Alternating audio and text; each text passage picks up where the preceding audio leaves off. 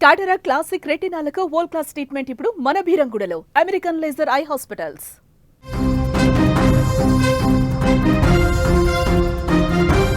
యుద్ధం ఆగిపోయింది. సుమారు 2 ఏళ్లుగా జరుగుతున్నటువంటి భీకర యుద్ధానికి తెరపడింది. 67,000 మందికి పైగా పొట్టన పెట్టుకున్నటువంటి ఈ మారణ హోమానికి ఇక పూర్తిగా పులి స్టాప్ పడింది. అమెరికా అధ్యక్షుడు ట్రంప్ చేసిన ప్రయత్నాలు ఫలించి ఇజ్రాయెల్ హమాస్ మధ్య భీకర యుద్ధం ఆగి శాంతి పవనాలు వీచాయి. ఈ వార్త ప్రపంచంలోనే అతిపెద్ద ఉపశమన వార్తగా మారింది. 2 ఏళ్లుగా నిత్యం మరణ భయం, విధ్వంసం మధ్య బ్రతికినటువంటి లక్షలాది మంది ప్రజలకు ఇది కొత్త జీవితాన్ని ప్రసాదించినట్లయింది. కాల్పుల విరమణ ఒప్పందంతో గాజాలో సంబంధాలు మొదలయ్యాయి. అదే సందర్భాలలో అన్ని రోజుల పాటు తుపాకుల మోతకు బలైన వారిని తలుచుకుంటూ లక్షలాది గుండెలు రోధించాయి.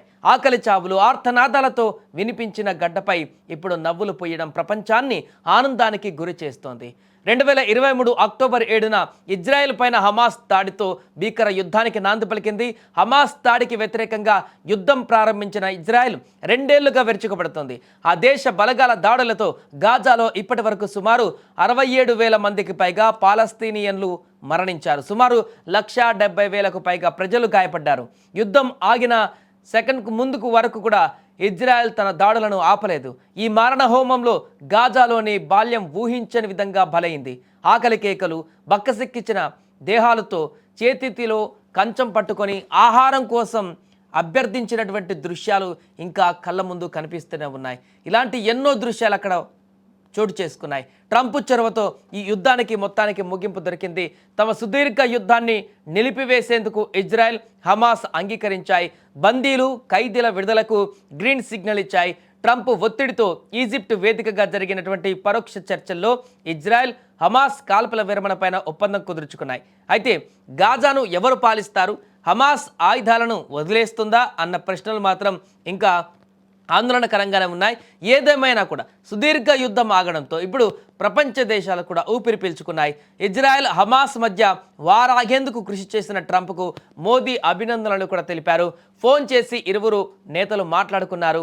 ఈ విషయాన్ని స్వయంగా మోదీ ఎక్స్ వేదికగా పోస్ట్ చేశారు. నా మిత్రుడు అధ్యక్షుడు ట్రంప్తో మాట్లాడాను. చారిత్రక గాజా శాంతి ప్రణాళిక విజయవంతమైనందుకు ఆయనకు శుభాకాంక్షలు తెలిపాను.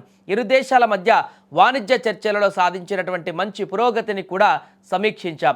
రాబోయే వారాలలోనూ టచ్లో ఉండాలని అంగీకరించామని మోదీ తన పోస్టులో పేర్కొన్నారు. 4 రోజుల వ్యవధిలో ఇరువురు నేతల మధ్య ఫోన్ సంభాషణ జరగడం ఇది 2వసారి కావడం గమనార్హం. సెప్టెంబర్ 16న ప్రధాని మోదీ 75వ జన్మదినం సందర్భంగా ట్రంప్ ఫోన్ చేసి శుభాకాంక్షలు తెలిపిన విషయం తెలిసిందే. ఆ సమయంలో కూడా ఉక్రెయిన్ శాంతి చర్చల విషయంలో ట్రంప్ చొరవకు మోదీ మద్దతు ప్రకటించారు. దీనికి ట్రంప్ కూడా ధన్యవాదాలు తెలిపారు.